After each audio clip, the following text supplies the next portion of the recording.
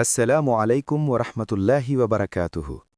প্রিয় ভাই ও বোনেরা, রমজান এসেছে আমাদের জীবনে আল্লাহর রহমত, নাজাত ও মাগফিরাত লাভের জন্য। চলুন জানি রমজানের ৩০ দিন কিভাবে ভাগ করা হয়েছে এবং প্রতিটি ভাগে কি কি আমল ও নিষিদ্ধ কাজ আছে। প্রথম ১০ দিন, রহমতের দিন। রমজানের প্রথম ১০ দিন আল্লাহর অশেষ রহমতের জন্য উৎসর্গীকৃত। এই সময়ে নিয়মিত সালাত আদায় করুন, বিশেষ করে নফল সালাত যেমন ফজর ও মাগরিবের পরের সুন্নাত।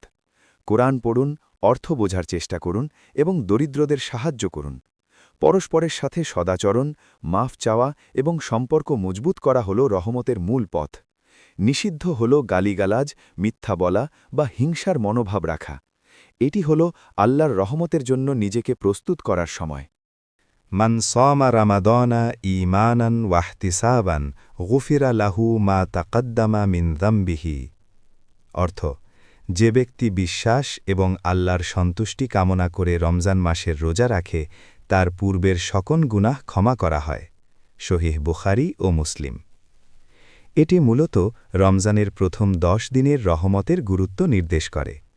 আল্লাহর রহমতের জন্য সৎনীতি, সালাত, কোরআন পাঠ ও দান করা অত্যন্ত গুরুত্বপূর্ণ। মধ্যবর্তী ১০ দিন, নাজাতের দিন। মধ্যবর্তী ১০ দিন হল নাজাতের, অর্থাৎ আগুন থেকে মুক্তি লাভের জন্য আল্লাহর দিকে প্রত্যাবর্তন।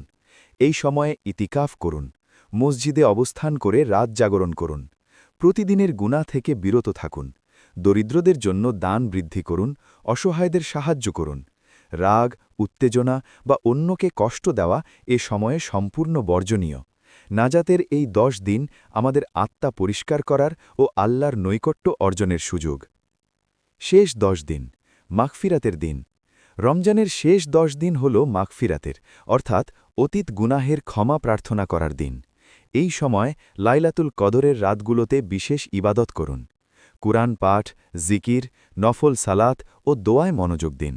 যাদের সঙ্গে ভুল ত্রুটি হয়েছে তাদের ক্ষমা করুন, দরিদ্রদের সাহায্য বৃদ্ধি করুন এবং আল্লাহর কাছে ক্ষমা প্রার্থনা করুন। নিষিদ্ধ হল গুনাহ করা, অহংকার, হিংসা বা লোভে লিপ্ত হওয়া। মাগফিরাতের এই ১০ দিনে আমাদের আত্মাকে পরিশুদ্ধ করার সেরা সুযোগ রয়েছে।